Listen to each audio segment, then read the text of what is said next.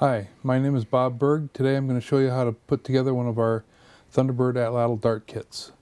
What you get in the kit is a package like this. It has 3 feathers, it has a point, it has some thread, and an instruction sheet, and you'll get a dart shaft like this.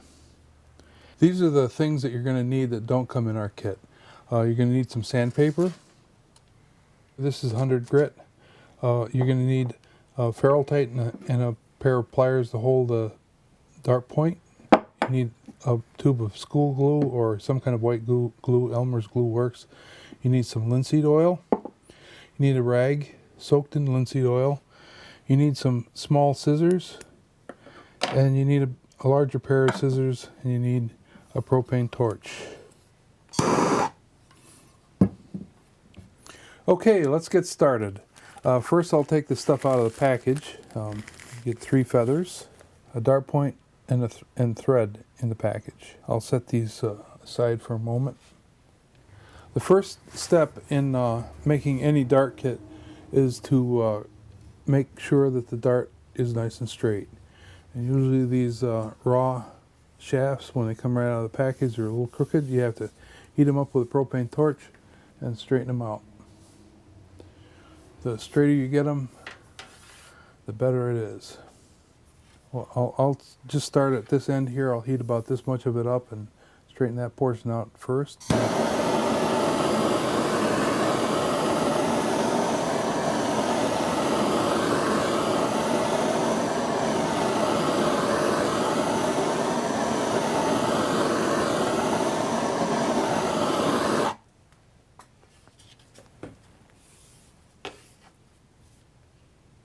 I'm just eyeballing down the dart and making sure it's nice and straight. I singed this a little bit on purpose. I like the color that it brings out in the wood. Now I'll do the next section.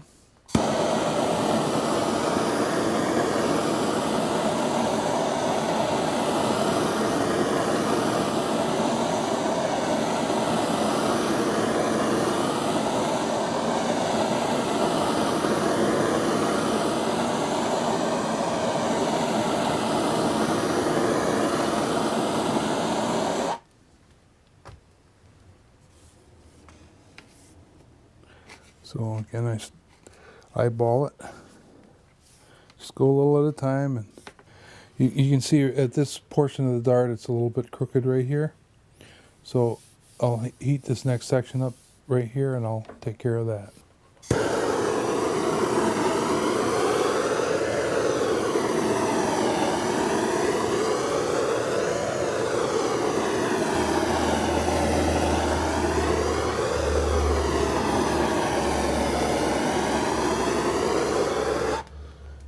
I like how heating the dart up like that develops the grain. You can see the grain is really nice looking in this dart. See how it enlivens the grain a little bit like that.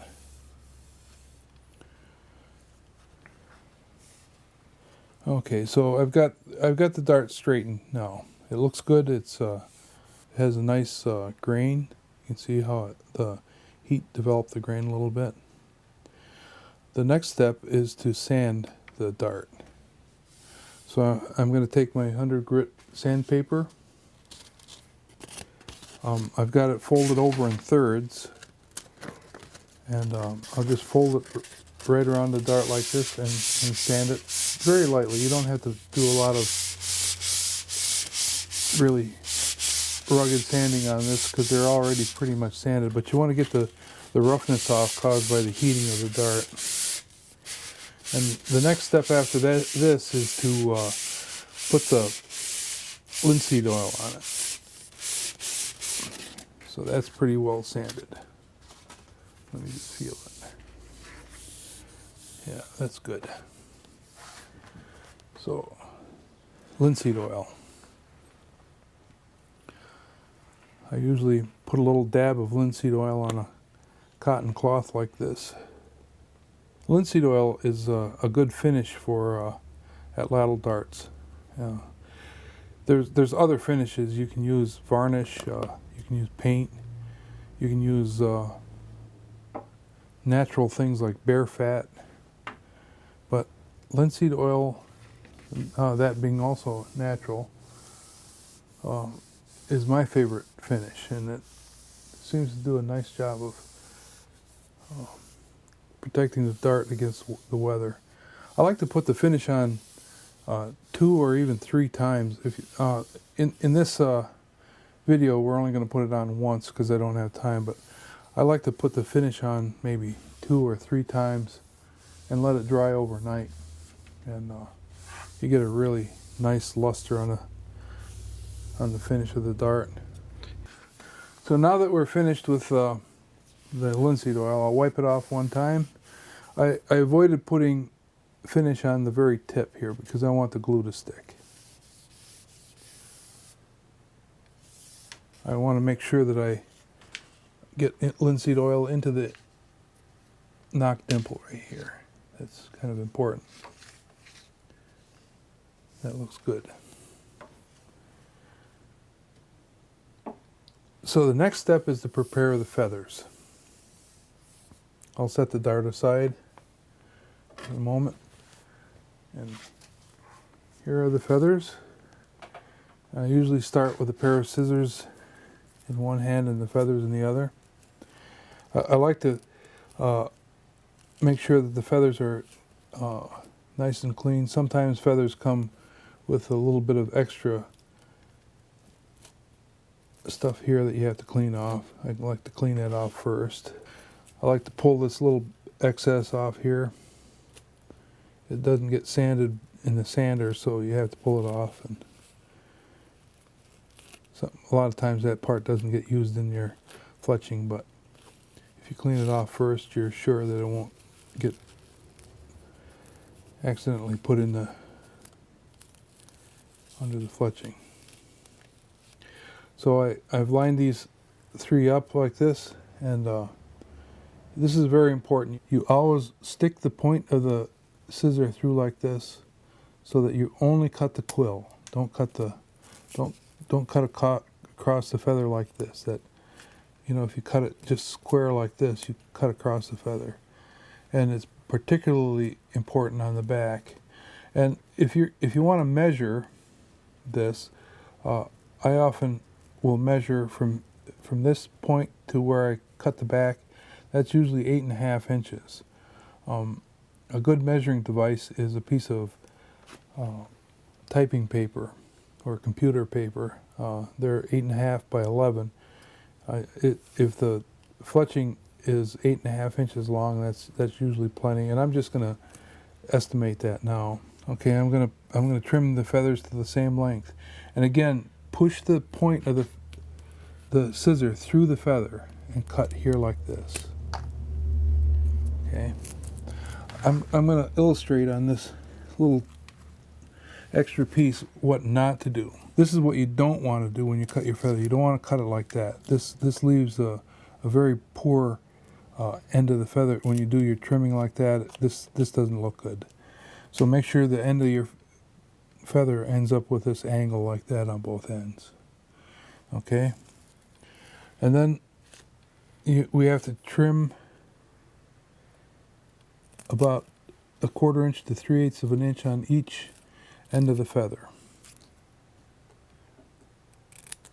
We're creating tabs so that we can tie the ends of the feathers down. And I just sort of estimate this. You can put a mark on your scissor at the distance that you want to have for your tab. You can put a mark on your scissor with a Sharpie or something like that, a magic marker, if you want to make sure all these come out right. I don't use those anymore because I have so much practice with this. But so I have all 3 feathers cut the same length and they're tabbed on both ends. And the next step is to put them on the dart. If you have more than one dart in your kit or in your set that you want to put together, at this point you want to make sure that all the darts are marked for the proper length, for where the feather ends up. So what I do is I lay the feather so that there's a 1/2 inch In the back, I have all the darts together here. I put a pencil mark on here, and I put a pencil mark down here at this end on all 3 darts, or all 7 darts, or however many darts you use. I'm only doing 1 dart now, so I'll put these other darts aside. The next step is to put the feathers on, and I start out by unwinding the string. Make sure there's no tangles in it.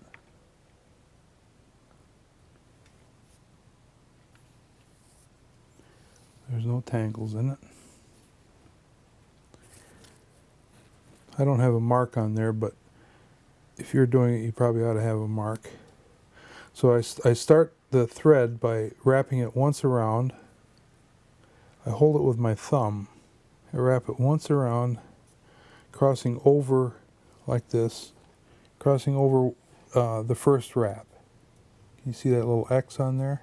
See how it crosses? And you might go a couple times around just to make sure that that's held on there tightly. I always come from around the backside, the dart, this side of the dart when I fletch. If you do it the other way, it makes it more difficult. So the first step is to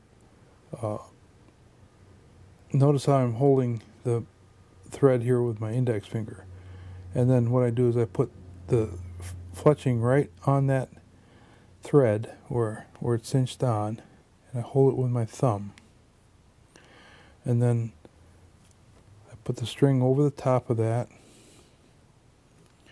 and give it a couple twists, and I pull on it, and I stop about 1/3 of the way around where the next feather is going to be. I'm holding it with my index finger. I'm holding the feather and the thread with my index finger so it doesn't unwind. Put the second feather down and hold it with my thumb, and wrap the thread at least 2 more times around. And I'll stop on the back side of the feather, or the back side of the dart, and put the third feather in. It's halfway between the other 2 feathers, and this time I'll give it several dozen turns, covering the quill. You see how I'm wrapping that around the quill? When I get to the end of all 3 quills, sometimes they don't line up with each other. When it drops off the end, then I'm finished. I'm just going right along. I missed a little spot there, so I'll go back and cover that 1 time around like that. Now that we have the end of the feather tied down, the tabs on the end of the feather tied down, and the quill's covered over with a nice wrapping of artificial sinew, now I'm going to wrap the feathers up through helically to hold the feathers onto the shaft. I'm holding the dart across my knee, and I'm holding the butt end of the dart against my arm right here. So it's against my knee and against my arm, and that's so I can use this hand to open the feather up. Pop the feather open like that and run the thread through it. Okay, see that? The way I space it out is I follow the same angle that the feather leans back, like that. See how the spaces between the feathers lean back? If you follow that same angle, your fletching will come out really nice and even. It means that as you go through this helically, if you follow that same pattern all the way up, you get a really nice even look to your dart. So you just keep on going little by little. Take it easy, no stress, just slowly but surely wrap it in.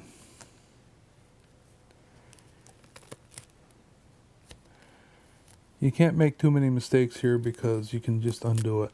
You haven't put the glue on yet, so if you want to, you can go back. If this doesn't look right to you, you can just go right back and get it.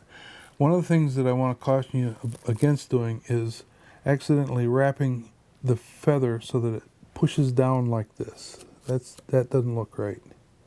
See how I have the, you want this thread to be all the way back like this and tight against the quill. See how it's down at the bottom of the quill?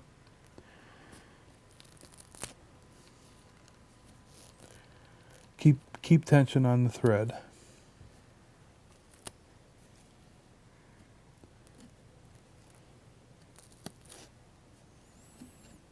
My feathers aren't exactly straight, so when I get to the very end here, I'll straighten them out. And I'm now down at the tab end. So I'll just take this opportunity to straighten the things out, make sure everything looks correct. That looks good. Turn it a third of a turn.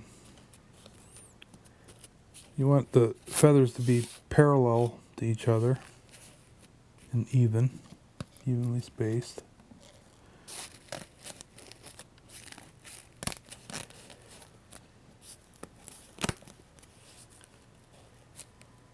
This is your best opportunity to make it look right. I see where I pinched one of the feathers a little bit too far down right there. I'm going to go back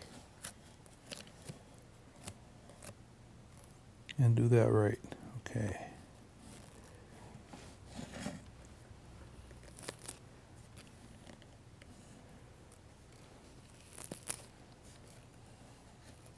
There, that looks better.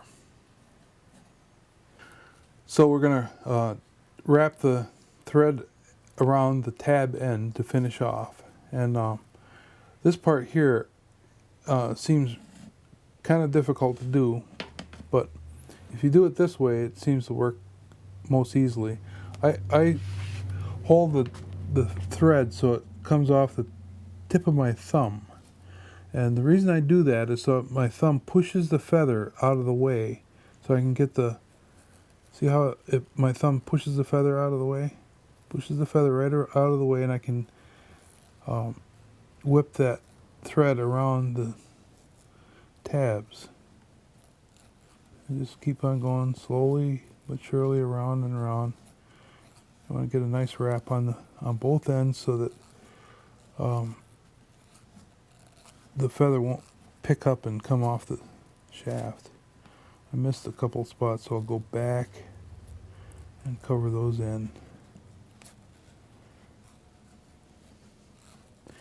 So at this point we have to tie a knot, and I'm going to be making a knot. I believe this knot is called a timber hitch. So I make a loop by going over my finger like this. I come around the shaft and over here like this, and I just pick up that thread and I go around the top of that loop several times like this. 3 or 4 times, sometimes 5 times, and then cinch it up like this. And pulling it really tightly back and forth. So now I'm going to just make sure that the feather is on nice. It seems to be pretty good. At this stage I'll snip off this little piece of extra thread. And it's almost done, except for putting the glue on. So if you've done it right, the feather looks pretty good. It's on there nice and tightly. You don't have any bubbles under the feathers here. It's all cinched in real nicely.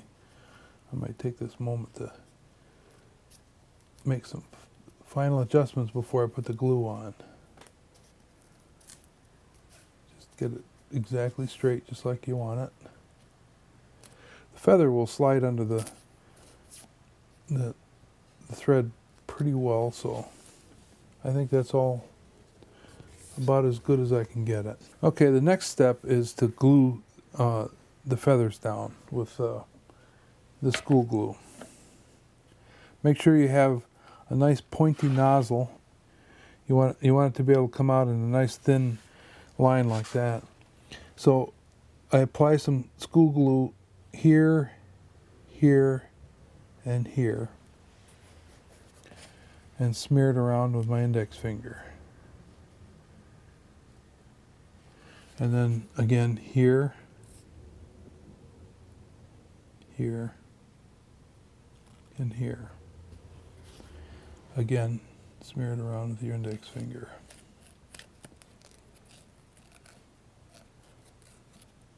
And then this is the important part. The quill has two sides to it. There's one side that's shiny and I don't know, it doesn't have any porosity to it. The other side has been sanded off or cut off and it's somewhat porous, and that's the side that you want to put the glue on. And the reason I use a pointy glue applicator is for this reason. I put the glue on just like this, very lightly. I don't squeeze the tube very much at all. This is where neatness counts. You want to put the glue on one time and one time only and get it on there just perfect. Not too much and not too little. No stress. Just put it on. Turn it in a third of a turn. I'm going in between the threads where they go around.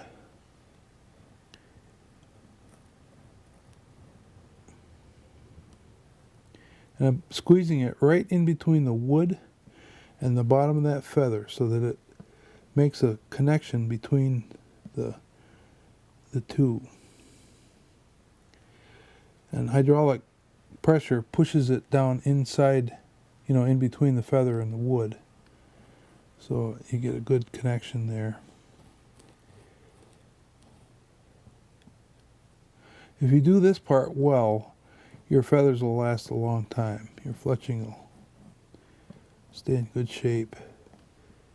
Okay, that looks good.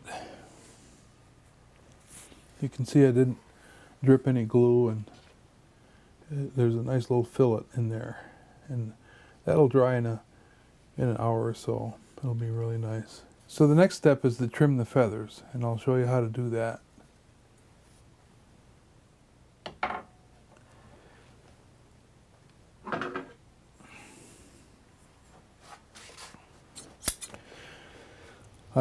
I hold the back of the dart like this, and I'll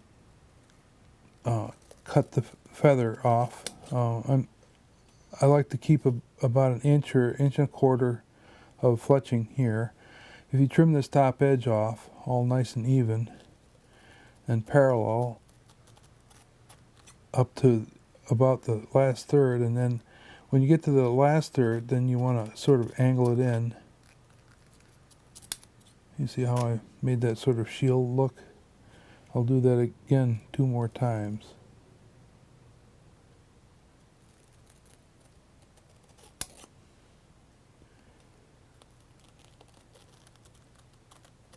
Sometimes you'll be able to trim off some imperfections in the feather this way, and it makes your work look a lot better if you trim the feathers. They fly pretty good too when you have them trimmed.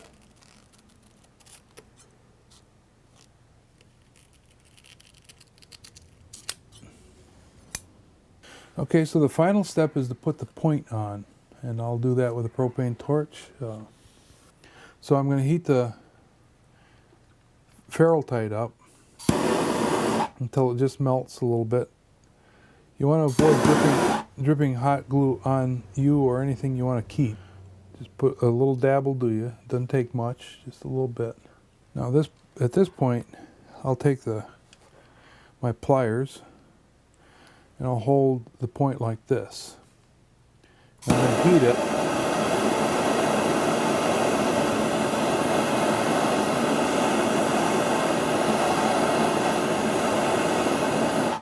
You don't want to heat it too much. If you heat it till it's red hot, it'll burn the glue. But if you heat it until it's just quite warm enough to create smoke from the oil that's keeping the metal from being rusty, you push it on there like that, and you give it several turns. And I like to turn it around 3 times. And if the glue is bubbling a little bit, you want to make sure that you let that stop before you let go. If the glue is bubbling, that means there's some steam on the inside of the thing. You might pull it open like that and put the glue back in. You want to get that on there really nice and tight. Sometimes I tap it on a little bit with a plier like this. I'll use my glue soak drag to kind of make sure it's nice and clean. Just clean it up with a cloth like this.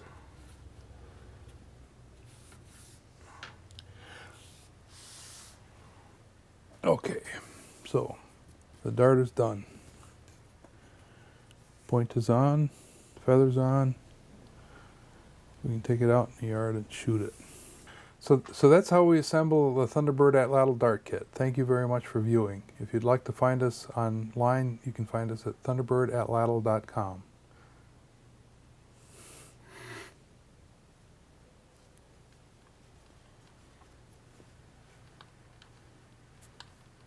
Looks like a nice dart.